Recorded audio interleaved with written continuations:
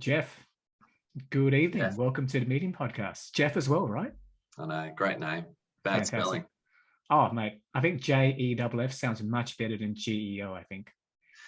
It's surprising how many people, when I order my coffee, they ask me about the spelling. And when I tell them it's a G, Yeah.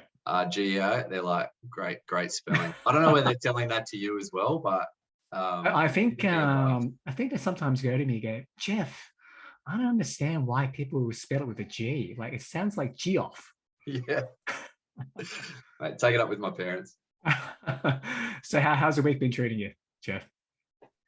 It's full on in lots of good ways, I think is the best way to describe it.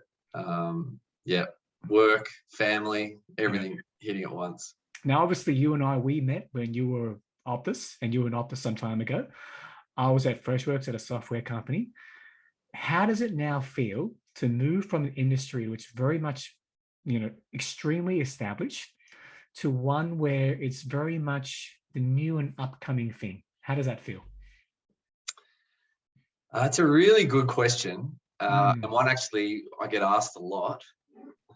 I don't feel like it's too foreign, firstly, and I'll come back on that. But it's certainly exciting. I mean, I'm very fortunate that I'm in a space that's, a new, evolving, mm, edge style industry, and one that, in many ways we're pioneering. Everything you do is you're creating it or doing it from scratch. And we can lean on some of the more mature markets around the world, but mm. that's certainly rewarding and fulfilling. But I would say that, when we met Optus, and I'm a huge advocate for that company. I spent 17 years there. Yeah, substantial time. Yeah, amazing industry, an amazing company, and a great learning ground to, one that I worked in so many different Mm, groups. It was always exciting too, because I was in a new space. The challenges of that market were, it went through huge transformation as a telecommunication provider. And then we had the over-the-top players coming, and we had to rethink, everything from our brand to our product strategies. So every industry is going through change, I think, mm. at various stages, and so you can still get that same sense of excitement in a big mature business. Good point. But Very good certainly, point, Jeff. Very I've good loved point. the journey that I've had over the last 3 years. That's for sure. We can go in many aspects in terms of the whole electrification of the whole world, pretty much. Now, I'm very curious to understand, as obviously head of sales and marketing, Jeff, I'm very curious to understand, do you get sort of common pushbacks? Because I'm very much an advocate that as a society, we need to find alternate sources of energy. And obviously, transportation is one of the biggest carbon emitters. Now, I'm not going to go into science of what's right or wrong, but objectively, I think the EPA or some sort of environmental agency mentioned that give it, 5, 10 years, the world's temperatures are going to go up about 1 or 2 degrees. And naturally, it's going to have huge ramifications. Now, when you go out there and you go pitch, building X network and bringing along a certain number of charges, do you find that you get a common pushback sometimes, Jeff? Or do you see that it's very much a society where, yeah, you know what, we got to do it. This is the way forward. I'm very curious to see your take on that. Yeah, I would say that very little resistance. I think if you went searching in certain, and we live in an echo chamber of the EV industry, you might Mm, find some naysayers or some doubters about certain aspects of the transition to electric. But I think generally, the conversations I'm having, understand the sustainability benefits associated with what we're trying to do, and very little doubt. I think there's some areas that are often, trying to be understood. The first would mm, be, aren't you charging cars with, dirty electricity anyway? At EV Networks, we're committed to, renewable energy. So all of our public charging network is powered by renewable energy. So, and then the other one is obviously the cradle to grave style, emission footprint of creating a vehicle, which is, something that, is a bit more complicated and needs to be looked through. But generally, people get it and are on board with the sustainability and the direction and the need for change. Good. I think even if you doubt sustainability benefits of electric vehicles, what's undeniable is the tailpipe emissions and the impact that's having on the health system and our clean air. So, you know, people don't know that, but actually tailpipe emissions, you know, have got a greater impact than deaths on the road from Wow, vehicle tailpipe accidents. emissions, really? Yeah. So you can look at it for different reasons. Some people love electric cars because they're great to drive, you know, they're sexy and then they're equipped out with the new tech. Hey, which You you know, still need it. You still need that. you do. You You absolutely do. do. Some people believe in it because of the sustainability benefits. Some people understand that the need to cut out tailpipe emissions. Mm. I think whatever way I look at it, I'm a big believer in all three, and yeah, can be pretty passionate about what we're doing. And what's interesting is that you mentioned that the chargers use completely 100% renewable. If you don't mind me asking, is that a combination of solar or wind, or is it from a certain sort of source? Or Yeah, so I mean, it's not a given, firstly, but if you, I mean, where all of our chargers are into the grid, and you can establish, you know, with your retailer the ability to purchase green power, you know, a regulated means of buying renewable power from through your retailer. There are some exceptions where that can't be done, and you know, whether you're behind someone else's meter, there's just not the ability to do that. And in those instances, we would pursue certificates and other means of demonstrating offsetting the impact. So yeah, that's how it's done. I interesting. mean, So it's very much a net zero fundamentally. Even though you might need to go down an alternate source, you might get certificates which bring it back to sort of neutrality. Yep, renewable is a big part of why we do it. So Interesting. And obviously with EV networks, in terms of manufacturing the charger itself, is that provided by a third party by the name of Tritium, I believe, or? Correct. Do correct if I'm wrong, Jeff. Yeah, I got a bit deep into it because I'm actually very interested to see how it all works. Yeah. So EV Networks is very much the builder and manager of the charging network, and a large part of your funding is provided by the Australian Renewable Energy Association. Is that correct? Or yeah, well, I mean, actually, we're owned by the St Baker Energy Innovation Fund. Is 100% owns EV Network, and you know, the family fund of Trevor St Baker, amazing energy entrepreneur in Australia. You know, and along the way, we've been successful in securing recoupable grants and grants through various agencies. And ARENA is one of those, you know, supporting the federal government's push in this direction. But equally, the Victorian government, we've been successful in that with them as well with regards to regional charging. So yeah, the business model for us is largely build, own, and operate our infrastructure. And Tritium supply us with fast chargers that we install and operate as part of our network. And I guess where we started, we talked about telecommunications and Optus. yeah, You know, not dissimilar to, you might have a mobile network and you have Nokia equipment under those antennas. Very good point.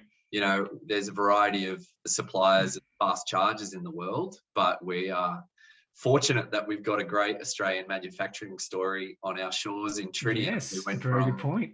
Queensland founded university students to listed on the NASDAQ and supplying globally, and one of the global leaders. I mean, that's another great industry story that we should celebrate. I know. And from a charging point of view, these are all level 2 chargers. Is that correct? Because I understand there are 3 levels. Yeah, well, I think it depends. It depends what you read. There's sometimes 4 levels. Okay, tell me. I guess what we're dealing with in the public, and this is a really good point, Jeff, is we deploy DC fast charging, which is supporting, you know, typically the levels can be from 25 kilowatts upwards DC, but we put 50 kilowatts DC in most of the metropolitan settings, and 350 kilowatt DC chargers in our highway style setup. And wow, huge all difference this, there. Yeah, all this talk of power can be a bit confusing, and kilowatt levels. But I think the way that you should remember it, the simplest way is the level of power, 50 or 350, is the amount of range that you can add to your car in about 10 minutes of charging if you're charging at that power level. So Interesting. if you're on a 50 kilowatt charger, 50 kilometers of range for every 10 minutes if you're charging at 50 kilowatts. The fine print is every car charges has different capabilities. So some can make use, most can make use of a full 50 kilowatt fast charger. Mhm. No car right now can make use of a full 350 kilowatt charger. That's very much future-proof tech. You might have a Tesla Model 3 rolling in on a low state of charge of their battery, and they can draw maybe 190 kilowatts. They could do 190 kilowatts. A Porsche Taycan could do, theoretically up to 270. So equipment type is one thing. Vehicle capability is the other key factor in the equation for power. So just confirming, so if we have a 50 kilowatt charger, that gives the person 50 kilometers of range within the 10 minutes. With about 10 minutes of charging. Yeah. Got it. So if I do it for an hour, so 6 times 50, that's 300 kilometers within of range that I can get by charging my car for 1 hour. Exactly. Interesting. Now, what people see, level 1 and level 2 chargers are typically described, but I guess most comments, being in this series say, "Oh, I saw one of your chargers." Typically a DC charger, a DC fast charger, is much more noticeable. Like, it's a decent size. It might be 2 meters tall and 80 centimeters sort of wide sort of frame. A decent capital investment. But the chargers that many people see around, the little wall mounted ones, are typically operating on AC and can only charge maybe power that, they quote things like 22 kilowatts or 7. Most cars are sort of drawing 7 kilowatts of power.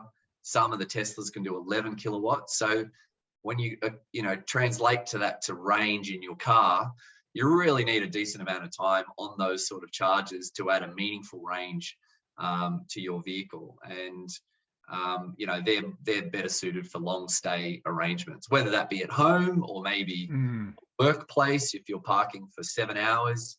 But in a public setting where it's convenient and shorter turnaround, you've got to be quick. Doing your groceries, you got to be quick, and that's why we build the network that we do for the public. Good. I know we're getting pretty technical. If you don't mind, Jeff, what's the difference between DC and AC? I sort of read about it, but it'd be good to hear from a practical understanding of how do you actually differentiate?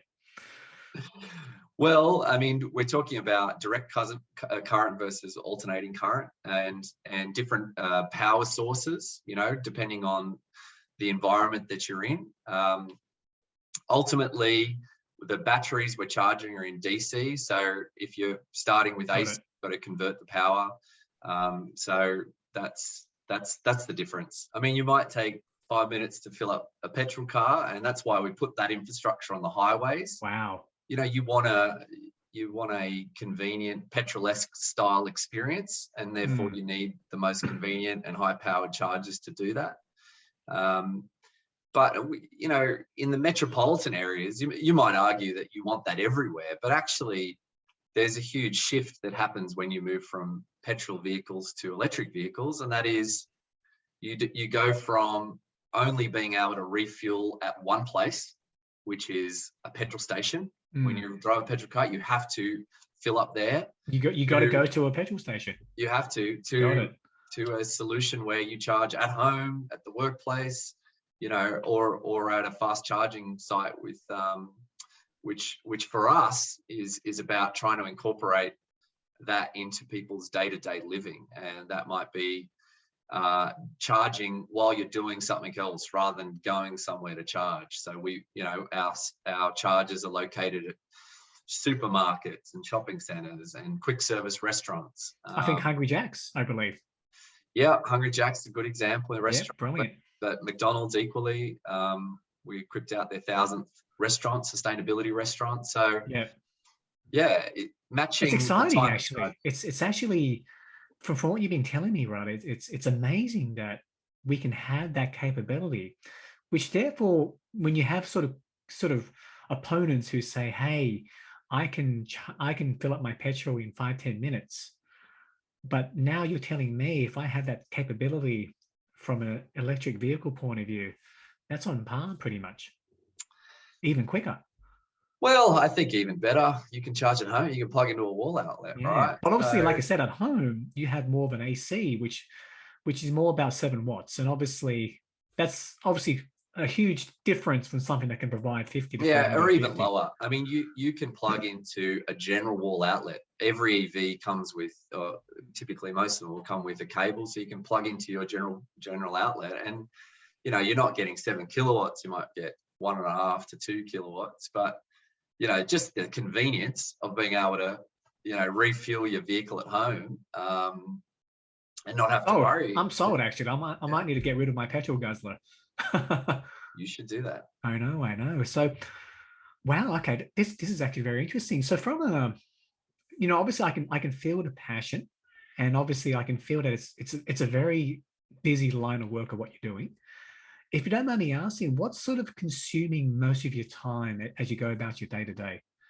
Is it more about preparing the work to pitch it to sort of prospective customers? Is it more about just fulfilling it? What's sort of occupying the most of your time during the day? Yeah, well, I think it's a really good question. Mm, EV Network, we founded in 2017, and I joined in late 2018 when we were really just getting going. We had good support, backing from Trevor and the St Baker Energy Innovation Fund, but we were formulating the ideas of what a network looks like, and starting to get into trying to bring that to life. And when you've got nothing in the ground, you've got to work a lot harder you to do. pitch, and for us was about working with property owners to make sure they understood what we were doing and work with them. So that took up a bit of time, and the industry was less mature. Even it might seem in an infant stage, but I guess it was even harder. 3.5, you have to work harder to convince people of the direction. Yeah, 2018. It's like this was pre-COVID. This was sort of Tesla was still trading at about maybe I think probably yeah, about $100 maybe, I believe, US. yeah. So and at the same time we were also, you have to wear lots of different hats. I mean, it's to build a business, build a network, you need lots of things. You need to know how customers are going to pay for it, what's the price you put on it, how we Very, want to very much a represent scrappy ourselves. startup, so to speak. Yeah, exactly. With great support, and and then we had success. We then started seeing the market mature. We saw grant program, starting to expand the network, getting to metropolitan. Think about what we want to do in the metropolitan environments, what regional may look like, in other areas of charging.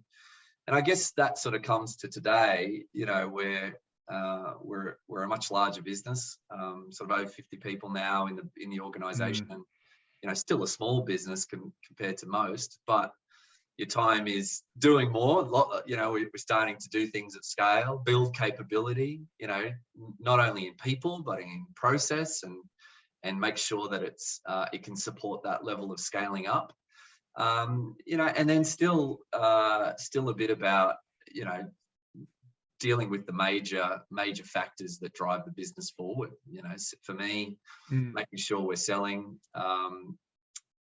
our wares, but also building out the growth of the network, working with major retail partners to ensure that charging is becoming prolific on quality sites that we want to be part of.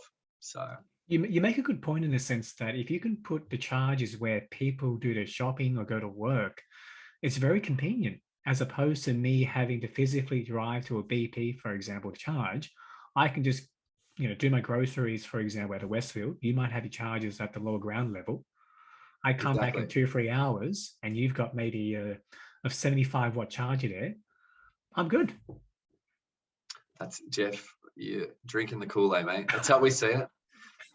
Yeah, exactly. I mean, it's a convenient option. I mean, you got to remember, people can still charge at home, but to charge at that sort of power level conveniently, and we're speaking every day of the week, we see use on our network. That's that's what people are anchoring towards. You know what's interesting, Jeff, is that I saw a graph recently which said the uptake of EVs in Australia lags behind other developing countries. I'm not too sure if you agree or disagree. I believe it was a graph from The Economist, which charted out EV penetration within the population. Do you very much see that Australians are lagging behind in terms of the acceptance of EVs, or do you think it's more in a sense of government support? Yeah, it's a good one to unpack. We certainly lag. We certainly lag a number of more developed countries. At one extreme, you have Norway, the poster child country of EV uptake globally. I think I read last week they've just tipped over 85% of new cars sold are now battery electric vehicles, right? Crazy. So yeah. That's incredible.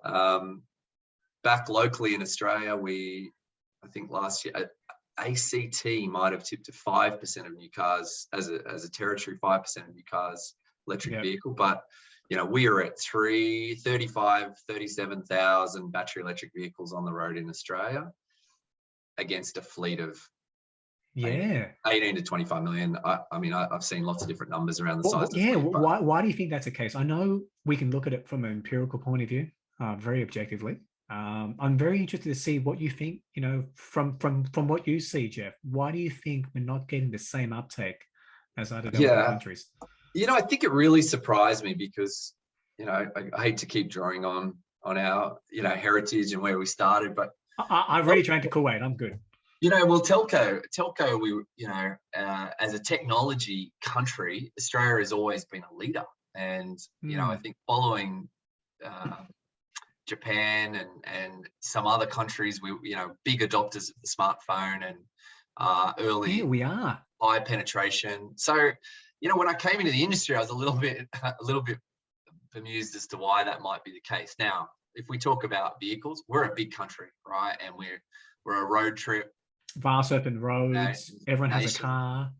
Yeah, so you've got a lot of territory to cover. Now, that's hard for a mobile infrastructure player to roll out coverage in Australia, so they had similar challenges. But I guess we, you know, when we speak to auto manufacturers, there's a few key themes. You know, the three things we've always looked to is, you know, firstly, infrastructure needs to be in place so that manufacturers feel confident they can come and sell the car. You know, this is new tech still, right? And I mean, Tesla are still, you know, largest volume of vehicles sold. You know, you can imagine a product that's still maturing, maybe lower margins than something that's got scale, like that you want to be able to sell it. So you're going to go to the countries, you're going to give your allocation to the markets that you know you can turn it over, and you look at the markets that have the charging infrastructure, have the government support, and you know the vehicles are suitable for the use. Now in Australia, I think infrastructure has lagged, but I guess huge trajectory now. You know, the grant funding that's flown, that's come in from government, federal and state, you know, sees us on a really good trajectory of fast charging availability. Bit more work to do rural and regionally in Australia, but I think that's on the way. Government support, you know, I think we're really keen to see the Labor government, what their role will be beyond infrastructure. You know, grants, there are some state grants available and rebates, but really getting behind getting the cars to the country will be important. And part of that is the emissions standards, you know, or the lack of in Australia, which means that we do get left with the dirtier vehicles, because other nations like in Europe where there are emission standards, they have to support the petrol vehicles with electric vehicles to meet that standard. And so I think that's an area we're really pushing hard for. But the third thing, which I think is still a bit of an unknown, is the model type. You know, we know we're a ute-loving country. We've got lots of number one, or the top sellers. We look at the Hilux, we look at the Ford Rangers. you know, the availability of all the models in electrification is still coming. So I think that'll be the third thing, when the prevalence of all model types are available to be to the country, alongside infrastructure and government support, are the things that are going to help us accelerate the trajectory and vehicles in Australia. I would say, finally, though, demand for EVs is there right now. You can't get a car. If you looked at a few of Tesla, you order now, you get a car 2023, and the demand is huge for those. Equally, the Hyundai Ioniq, they brought out, you know, with minutes, they sold out the allocation that was coming. So I have no doubt that the demand for electric vehicles in Australia is here and now. It's now just about getting the cars into the country. Because I know the Ioniq, obviously Teslas are still, I believe, at least $65,000-$70,000 on road. Is that correct, Jeff? Or? Yep, base Model 3 is about that. Depending on the state, there are some government grants which are worth investigating. It might take $3,000 to $5,000 off the base model. So yeah, but you know, less maintenance and also cheaper refueling costs also should be considered. It's sort of interesting because it's very much a chicken and egg problem. Because for me, you know, do correct if I'm wrong, Jeff, I think EV cars are still very much a premium type of car, because you're still paying northwards of 65, 75K for at least a base Ioniq, for example, right? But like what you said, a lot of manufacturers aren't looking to bring all their models down under because they know they can't sell them. And if we're very much still a ute-loving country who loves our four-wheel drives and our V6s and our V8s, you know, a Hyundai or a Kia or whatever, they're not going to bring in the lower grade model here. They probably will do it, right? But they're probably going to bring their lower tier EV cars to the countries which already have the network, which therefore allows them to sell their vehicles. So it's a bit of a tricky one, isn't it? It is a tricky one. But yeah, I was sort of thinking about that graph. Really got to me. Why is it so low? And like what you pointed out, it's very much a plethora of sort of different factors that need to come together to make it work, eh? Well, look, you know, there's no doubt that price point is the other key factor, and when it's good for the back wallet, people get on board. But you know, you can't just look at the sticker price. You've got to look at the total cost of ownership. And you know, we've had a lot of experience with a lot of different transport sectors, and you know, those cars that are doing lots of kilometers, and we take a real interest in, say, the rideshare industry. You know, those cars, some of those cars are doing 60,000 Ks a year. You know, that the upfront cost of an EV, which might be slightly higher, is offset by cheaper refueling and maintenance benefits, and it's a better equation. So the payback could be, by all means, you might be paying a high upfront cost, but you might recoup the difference than a petrol car in 3-5 years time, for example. Exactly. I suppose from a rational mind that makes perfect sense, but obviously we're a consumer where we want that immediate gratification, and high sticker price, I might not go down that path. Yeah, but you know, equally, it's changing rapidly. I mean, we've had the MG come to market, which you know adds to the the lower end price point for EVs, on top of the Hyundai Ioniq, which you know, sub 50,000 K car. And then more recently, BYD is you know, Warren Buffett backed Chinese manufacturer of vehicles coming to Australia. We'll again see that price point step down again, and you know, so things are changing. More cars, better price points, infrastructure, all of these trends will come to a head, and I have no doubt we're going to see a strong acceleration in the uptake in Australia. Interesting, eh? Because, and like I said, you're very much at the forefront. There's a lot of runway in terms of where you go. So is there a goal in terms of, you know, you're looking to do X number of charges by 2025, for example, or is it very much dependent on the demand and the government initiatives that you see coming within the next 3 years? Yeah, I mean, certainly we set ourselves some internal goals that we'd love to work towards, but you know, ultimately the goal is about electrifying transport in Australia. You know, I It's a, mean, it's a big hairy goal. as a business model, we only succeed if there are lots of electric vehicles on the road in Australia and people are charging. And so that is our goal. How do we make that shift possible in this country? Obviously, infrastructure is a big part of it. Being an advocate for the industry, you know, I mean, there's ways that we're involved beyond just our business, but that's the big hairy goal. Yeah. And I'm curious, Jeff, if you could really, if you could name one initiative that you believe could accelerate the adoption of EV adoption in Australia, which naturally then benefits you in terms of creating a wave, which lifts the demand for a vaster charging network, what do you think that would be? One initiative that you think is going to be the absolute game changer that's really going to tip the scales.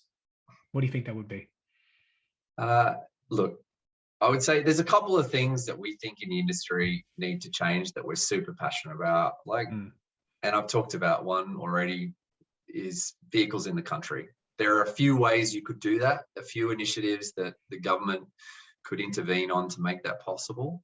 And we talked about emission standards being a means to do it. There are other ways, you know, whether it's fleet targets for their own vehicles, or even just rebates or incentives that lower the upfront purchase price. Pretty simple in a way, isn't it? Yeah. I mean, the other is interesting. The other thing that we're equally passionate about is, you know, and it talks to infrastructure. This infrastructure that we're rolling out, the economics are really hard. I mean, that's why it's not everywhere. I mean, we're very fortunate that we've got a patient investor that believes in the direction, but to, you know, deploy this much in the infrastructure that we're creating, and, you know, run it at the quality that we expect our customers want and that we expect of ourselves is a costly business. And the viability of it, you know, putting aside the uptake of vehicles, you know, the other key aspect is the cost and the price of energy. Interesting. And I mean, that's a whole nother topic, but in essence, we work a lot with the energy regulators and the networks and distributors to make sure that, you know, that the tariffs associated with energy are ready and suitable for electric vehicle charging. And they're not today. They're geared around different uses, like factories running, and, you know, we're very much controlled, peaky, short peak sort of power consumption, and the tariff structures are not well suited for that. And so that's a whole nother kettle of fish, but I think is another thing. Yes, it is. Because I do know large manufacturers might get a certain sort of pricing package, so to speak, because they contribute more to the economy, so to speak. Do you foresee potentially that, I was actually reading an article from The Economist about the importance of storing energy from renewable sources. Could you see that as a viable solution going forward to maybe somehow minimize the impact of higher tariffs coming up from the grid? Obviously, that's another kettle of fish.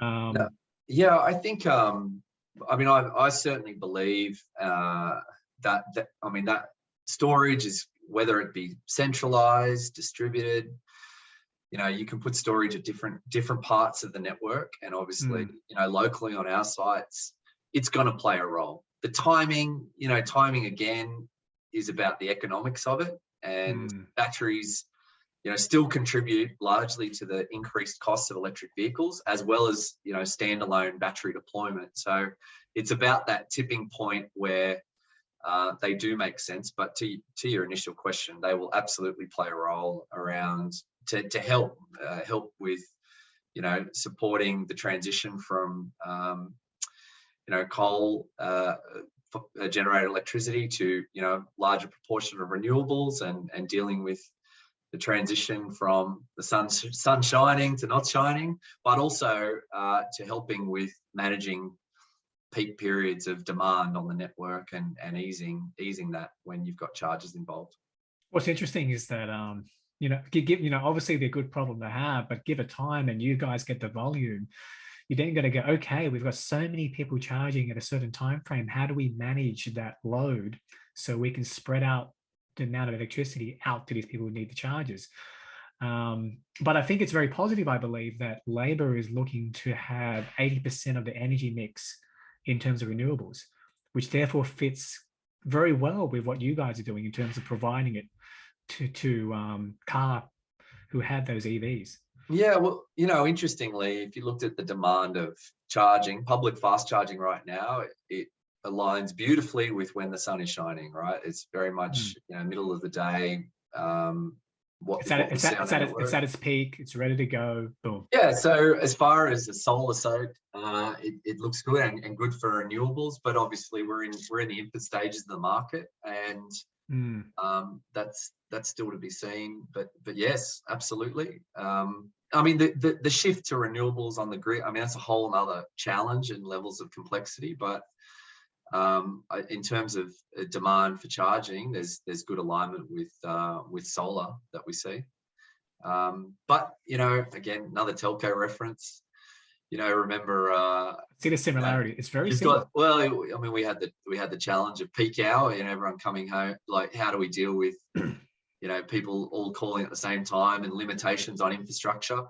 And had some creative products like Yes Time. Remember, there was free 20 minutes of phone calls during 8 till 11. Ways of shifting when the network gets used. So yeah, all of that is ahead of us, the creativity. But right now, for us, it's about making sure infrastructure is available and helping that mindset and take up in Australia. And from a marketing point of view, Jeff, obviously you look after sales and marketing for the organization. How do you sort of position what is the position of EV Networks in terms of the marketing? Like, because I find that it's still very much in its infancy. I think the greatest impact, I believe, is very much in the conversations you have with people. Now, but from a marketing point of view, where you can sort of capture a larger base, is there a certain sort of position statement that you really want to hone across to people, or is it very much, a collective of bringing it all together, really?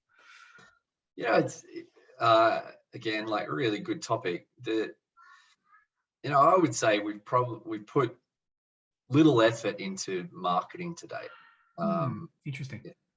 And for me, the core principles of it is you've got to understand who your audience is, what you're trying to tell them, and how you tell them that. I mean, there's other aspects of marketing which are important, like pricing, and that we certainly work through. But when you're thinking about our consumer audience, there's only so many of them, right? There's only so many EVs on the road right now. So good point. To spend lots of money is, in the early stages, in our opinion, or in my opinion, is not the best use of funds. We'd rather put the money into building the network, and that certainly has a presence and visibility. Let that do the marketing for you, in a way. Yeah, and we want to talk to different audiences. There are audiences like our site partners that we work with and deploy infrastructure on their properties, and certainly that has a different marketing agenda and strategy. But yeah, it's for the consumers right now. We haven't invested in trying to persuade the non-EV owners to take up an EV. We think that that's better done through other mechanisms, whether it be working. That's a good point. That's a different sort of team that needs to work on that, probably outside of what you guys do. Exactly. But, every year you've got to reassess. The market's different. The landscape is different. The environment we're dealing with, politically is different. So, right sizing marketing efforts for the stage of the business is something that's important. And yeah, I mean, to date, as I said, like we've worked with leverage partners. We've leveraged our network to help get our message across. And that's different. I mean, how we do it's one thing. What we stand for, I mean, we're very much about charging experience and a quality network. That's what we believe in, making sure that people have that freedom to travel around and do it without the anxiety, whether that's range anxiety or reliability anxiety, something that's getting a bit of attention more recently. Reliability anxiety, really? Yeah, I'd say globally the industry doesn't doesn't have a great reputation, public charging for reliability. And certainly I'm not saying our house is completely in order, but it's something we're very passionate about. But we got to work with the industry to get it up to standard, and the because technology. It's a complex space, because you are taking energy from the energy grid. There are multiple stakeholders. You yourselves are trying to do what you need to do. So in a way, Jeff, you're very much focusing on the product. Let the product speak for itself. Maintain uptime, maintain reliability, ensure the app works seamlessly. Let that do the marketing itself. And like what you said, you're just going to focus on where you can deliver the greatest ROI. Talk to those signers, have those conversations, and just keep building. Yeah, right-sized, as I said, and always with a view of who we're talking to, what do we want out of it, away we go. And in your role, what seems to be the biggest challenge that you're currently facing? I can just feel the excitement coming from you. And I was actually very excited to have a chat to you about this. What do you think has been the biggest challenge for you? It could be from a business point of view. It could be from you personally. What's been the look, challenge? I think when you get on the curve of a growth industry and and a company doing well, juggling all the balls is always a challenge, right? You're in this lucky stage where you've got more work than you can ever handle, and that's not just work. I was talking about selling or doing selling products, but more about getting your business fit and ready for the next stage of growth and evolution. There is an endless amount of things that need to be done, and the challenge is navigating when to do what things in what order, and that can change on a weekly basis.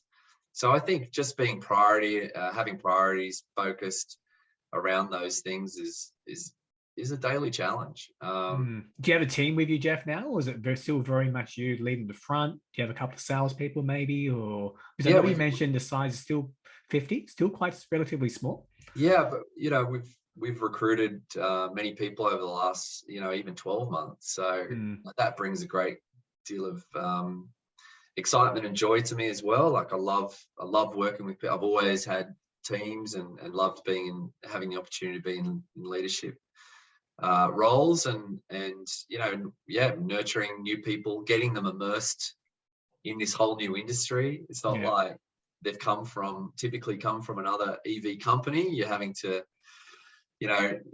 try and immerse them in what you've had the chance to learn over the last 3 years, run even faster and harder and build the business. So that's the day-to-day challenge. And I would say for us, building this infrastructure, it's challenging having, it's not all in our own control, right? We work with others. We work with suppliers of equipment. We work with our site partners where we deploy infrastructure. And, like always, outside of your own sphere of control, getting the ability for people to move at the pace and desire that you move, a lot of time and effort spent on that. You do. It's not easy when you have sometimes conflicting agendas and everyone has their own personal motive. I always come back to, right now, we're still a strategic style initiative in many of putting aside, Tritium as, we are their core business supplying us with chargers, but, our site partners or our customers, we're a strategic initiative in many ways to their core business, starting to think about the role of electric vehicles. So, it's often pushed to the back of the agenda when a fire starts burning in their operation. So fighting for mind share in strategic initiatives, and I think this is prevalent in most startups, is where a lot of time goes, and the challenge, convincing people, it's the right thing to do, and doing it at the timeliness that you want to do it. That's a very interesting sort of observation there, Jeff. So how do you do that then? How do you do that? Have you perfected it, or are you still? No, I don't. I believe in perfection, and by no means am I perfect at it. Look, I mean, you've touched on it. You've got to believe in what you're doing, You and you've do. got to be passionate about the product. And as much as I love telco, in many ways, telco chose me. I came, from a family that was involved in there, and was thinking about what to do and got ushered in that direction, and enjoyed every minute of it. But I never chose the product. And I always said to myself, when I was making a transition, was I wanted to choose, the industry and choose the product that I was involved in next. And having the ability to create something, listen to customers, create what you think is right, and then the ability to sell it is just so rewarding. Because if I don't like what I'm selling, Oh, I go and change it. yeah. So If I you're think not passionate in what you're doing, I don't think you can do what you do. exactly. You So could, right? Don't get me wrong. You could. You could not be many an people average. do. Yeah. Yeah, some people do. So I think for us, it's a combination of being, knowing which customers are important to us. In the early days, sometimes you just have to take what Anything. you can to get going. But You over just time, accept anything. you just got to get off the ground. You do. But as things mature, you refine, based on your product and what you're looking to create, who you think is worth working with and who you want to work with. And then being really clear on your proposition and the discipline to keep following it through. I mean, it can be a grind. Like, it's hard work. I mean, as we always say, if it was easy, everyone would be doing it, but they're not. And you've got to have that discipline to stay at it and find new ways to go about it. And that's, I think, the combination of all those things, has helped me get some momentum. Interesting. And very much how you approach it currently is very much reflective of your own personality, in a sense of, constantly improving, being a better version of yourself every day. Is that correct? Or I'm starting to get a bit sheepish now. I think, look, certainly I believe in that, and I like to live my life like that. Where it originated, I was talking to my best mate about this the other day. I'm not sure. I think obviously, your family have a big role in that, and your friendship group. But I would say even, the leadership and people around me in my career today have helped foster a view that you should really think about where you want to be and who you want to be, and then start to line everything up around it. And it can change. Who you want to be in 10 years today might be different from who you want to be in 10 years from now, and that's okay. But if you're not setting yourself, something to aim for, and then getting up every day and thinking about how you can best align to get there, then you might just meander through and may not get the most fulfillment. So that was something. That's deep. That's deep. Yeah, and I just think we're so lucky. We're so lucky to be born in Australia. Maybe having maybe being able to have some, food on the table. You're clean right. air, great weather. I mean, these lotto tickets keep coming, and then now I'm in an industry and working with great people that I like, and being able to create something that is awesome. Mate, if I get out of the bed in the morning and I'm not jumping up and raring to go, there's something wrong with me from my perspective. So that's just mentality. You give yourself a high benchmark, but it's a benchmark that is worth fighting for, in a way. And it's enjoyable. Like, I mean, I can feel it from you. I don't really know how long feel it from your conversation. Yeah, I think this is the only life we get. Who knows? That's a whole nother debate. But why not enjoy it? You gotta have fun, right? You gotta have a laugh. Put a smile on your face and get amongst it. If you're not liking it, do something different. Like, I love doing this. Some days, I'm sure you would agree that you have your tough days. You sort of question, why am I doing this? But every time I do this, and I'm live with you, I enjoy it, and I really appreciate the openness of you sharing. If you don't mind me asking again, you made a very good point in a sense that telco chose you. you have now chosen the EV industry. How have you changed as a result of that? You know, I don't know. You might have to ask others. I'm not Mm, sure that I've changed to, I mean, certainly technically, I mean, I've been exposed to, a whole new environment, right? I mean, knowledge and understanding, I mean, a whole new industry, a whole, new ways of working, new people, being able to get involved in different aspects of business that, I wasn't previously involved in. mm. All of that has helped my insight and understanding and knowledge. Um, the way I am, I'm not sure it has changed too much. I've got more time for my family. I've got a lot more autonomy, and therefore, we're in a bit more flexible environment, and that's enabled me to have more time with my family, which is really important. Again, another important thing to me, enjoying and getting fulfillment out of life. Mm. But I think it's just helped amplify who I am, to be honest. It's put me in an environment that's enabled me You're to yourself. feel. You are yourself. You've always been you, but as a result of being part of EV networks, you become even more you, which is brilliant. Yeah, yeah, and yeah, exactly. And I wish that on everyone. I wish, like you, I mean, I was just so amazed that you had this idea, and we caught up months ago now, and you've just run with it. And I I just think, run with it, yeah, and it's very much emerging, isn't it? And you well, it made doesn't some. mean it's easy. It doesn't mean Oh, it doesn't mean that you know what you do is right for everyone else. But mm, I think if you can find a way, I mean, coming back to that point, if you find a way to align what you do every day with passions and interests, it just makes life a lot more enjoyable. it does. You got to have fun, right? If you can. I mean, again, I'm Mm, blessed. I don't want to, I think whether it's people listening to this or watching it, I mean, again, it helps me because I know how privileged I am, like how lucky I've been blessed with so many things, and not everyone not everyone has that has opportunity that, sometimes. right? So I think if you are fortunate to be blessed with things, like make the most of it. Mm, And two, if you can change something to better it, do it. Like, go after it.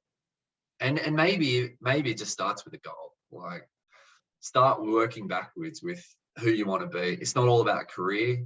Life is about the whole picture. How you're viewed by your friends, your family, your spiritual connection. I mean, it's complicated, right? But there's so many different things, but I think you really nailed it in the sense of it's a very humble approach, Jeff. What you're sharing with me.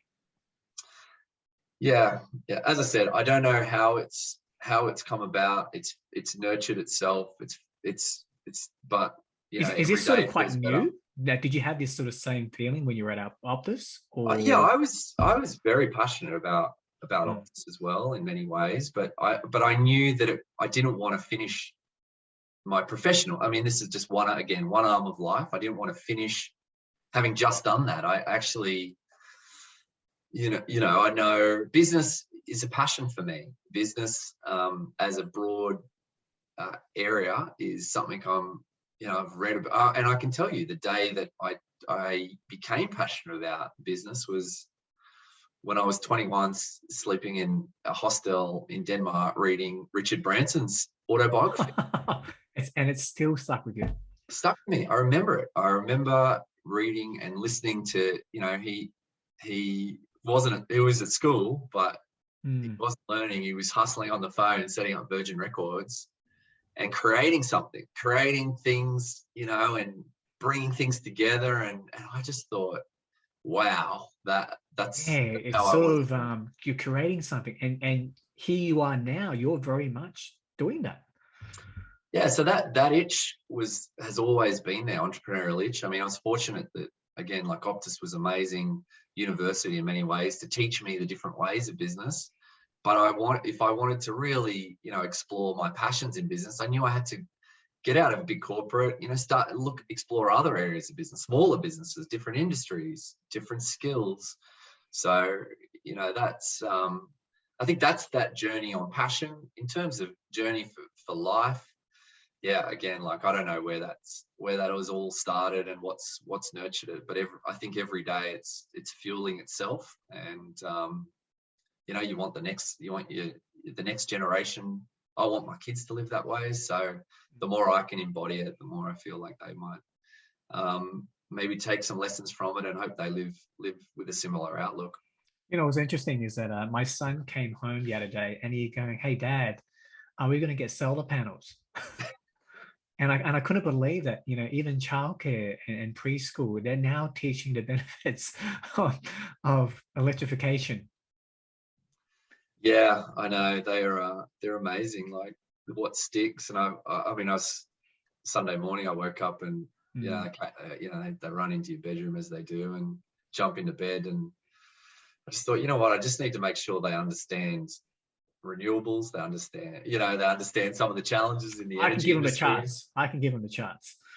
Yeah, I was talking them through, make sure Yeah. they understood all of this stuff, the difference between Yeah. coal and gas fire, gas, electricity, and the shift to renewables. But gee, yeah, they're cluey. They're cluey, and my kids know how to spot an electric vehicle. Yeah. Yeah, it's great. So you mentioned, you need to know who you are in 2 years, 3 years, or whatever time frame, right? So where do you want to be in 5 or 10 years time, Jeff? Look, I think it's multi-dimensional, right? I think if you start, look, from a business perspective, I would love to be and hope that we're always that over the next 5 years that I can always look back on what we've created with EV Networks and be really, really proud, like to be able to, and that could easily span 10 years. But while I'm enjoying it, while I'm creating things, while I'm helping, not only the industry and the planet and everything else that sits around it, that product is something I get a lot of fulfillment from. If that continues and I'm happy, then I will. That's what I hope for in that endeavor. And look, see where that goes. That trajectory is great. Family, I think for as a human, I hope that I can look back and know that I've continually challenged myself.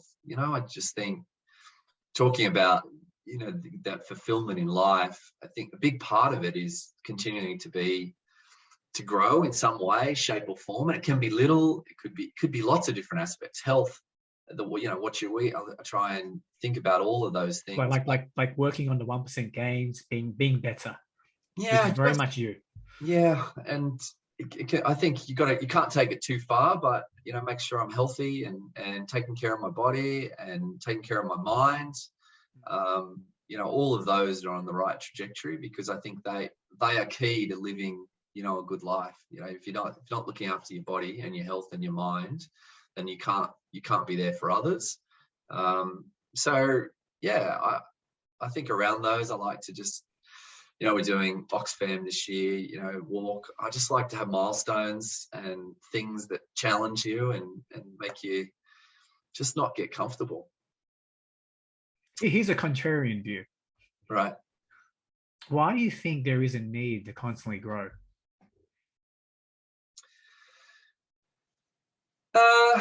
Yeah. Bit of a hairy one for you. Can't you be just comfortable? For me, I think it's a bit of an addiction in that it's satisfying. Wow, okay. It's like a drug? Not to a drug level, but I think that it's deeply rewarding when you do something, when you achieve something, right? Something new. It's deeply rewarding to be able to do that. And actually, while I think, look what humans species have done. You know, I mean, look at individuals. I mean, look at the achievements that are out there, and we underestimate our ability a lot of the time. And so I just think the minute you start stretching yourself and taking on a bigger challenge, you get it done, you go, wow, gosh, that feels good. I mean, the most rewarding things in your life are typically the hardest things. Like, I think that, you know, that you really had to work for. I mean, they say there's some uni degrees, and, you know, like, it's not what you're learning, it's going through, you know, the uni, the study, the process, somewhat, the journey. Exactly. And so I just think knowing that hard things, when they're accomplished, they teach you things, they grow you. When you're accomplished, you feel amazingly, you know, fulfilled.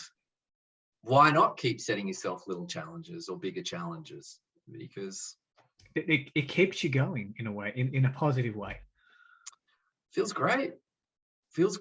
And you know what? Like, life is more and more uncertain. You know, like, I just think you see so much more disruption, you know, in what business. What are you talking about? We've looked at the pandemic, you know, and so if you're not, the other byproduct is, in doing that, I'm hoping that you're teaching yourself some resilience and creating some resilience so that when life throws the curveball, which is inevitable, you're better prepared. Mentally, physically. People are probably going crazy with the 50 basis point rate increase. Another challenge. Hey, it is what it is, right?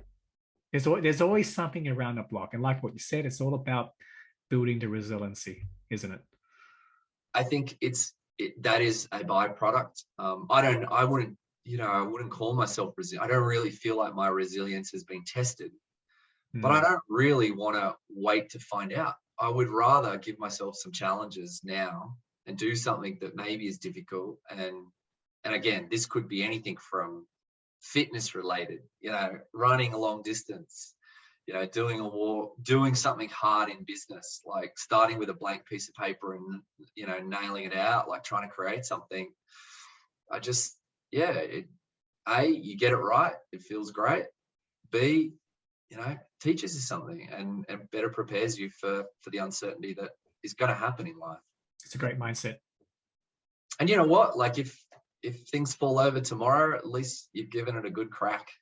You know, like, that just is in my mental mindset. And I very much sense the fact, Jeff, that you're very much enjoying yourself.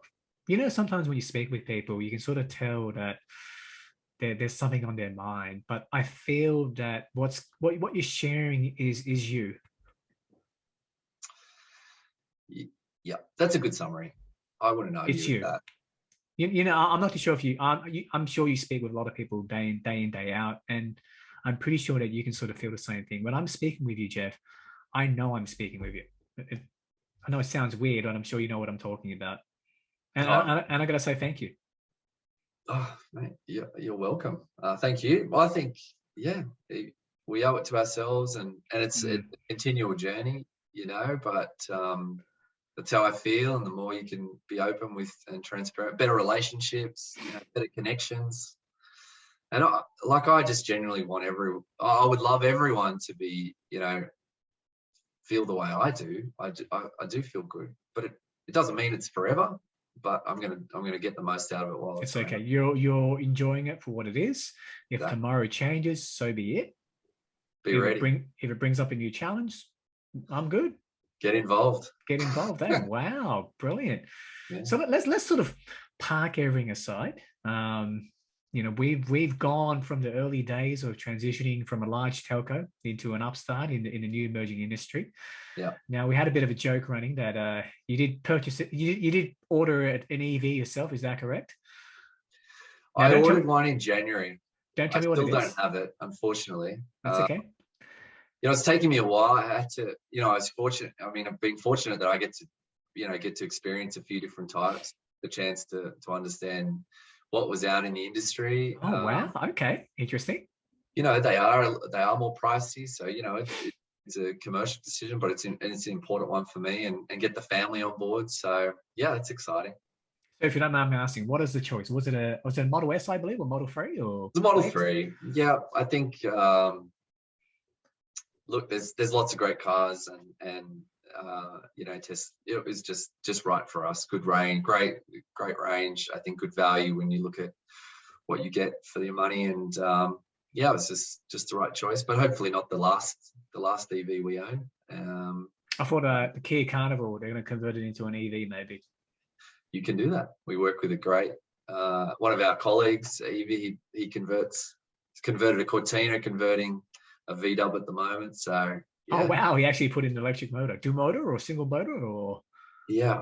I don't know. I think it was single, but I could got be. it. So I'm so you pretty. mentioned that you had the luxury of trying out different EVs, is that correct? Yeah, Was yeah. there one that sort of stood out? They're all different. Yeah, they're all different. You know, I think. What was the most memorable one? Now that memorable one could be, internal tech in terms of the ambience. It could be the 0 to 100. It could be the handling. What's that one EV that you tried out that really just sort of stuck in your mind, and why? I think. Look, I don't want to take sides here. I mean, I love all the EVs out there, but Just and do it. Just obviously, do it. you know, we've purchased a Model 3. You see a lot of Model 3s. Yeah. You know, driving Tim's electric Cortina was cool. You know, an old vintage car that's been retrofitted. Cortina. Is that probably 1960s, I believe, maybe? Or Beyond me, mate, I couldn't tell you. I mean, that was cool. I think the Mercedes EQC is like, you know, big SUV. I mean, just actually really impressive for the size, like the power, and you know, has all the bells and whistles of a luxury European car that you would think. So and you know, every electric vehicle, you know, they tend to lead in the tech space, and you know, great displays and all the great, gadgets. great safety tech.